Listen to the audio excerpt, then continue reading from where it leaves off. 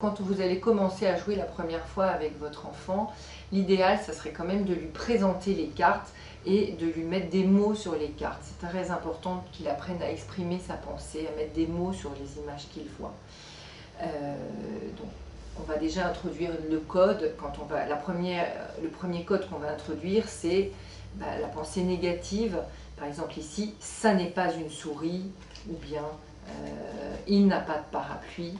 Et il ne faut pas hésiter non plus à manipuler, à faire manipuler votre enfant. Parce que s'il a du mal, quand on lui dit ça n'est pas une souris et qu'il a plusieurs animaux devant lui, eh bien c'est difficile de réfléchir en pensant à quelque chose d'interdit. Donc il faut lui apprendre à transformer sa pensée négative en une pensée positive.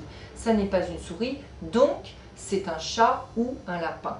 Éventuellement manipuler, ça n'est pas une souris, hop, les souris, je les élimine, il ne me reste plus que des chats ou des lapins. Et là, ça devient beaucoup plus facile, si l'enfant a du mal de l'imaginer, de le faire manipuler. Ça, c'était le premier code que l'on peut rencontrer. Ensuite, il va y avoir l'abstraction, le niveau plus abstrait. Et là, il est absolument indispensable pour l'enfant de mettre des mots dessus. C'est-à-dire que là, quand il voit un animal et qu'il ne sait pas de quel animal il s'agit, il faut lui dire qu'il doit expliquer que c'est le même animal que lui. Donc le même animal, c'est donc un chat. Ou alors, quand il voit un poisson, il faut qu'il dise c'est la même couleur que lui. Il faut le parler pour pouvoir le comprendre.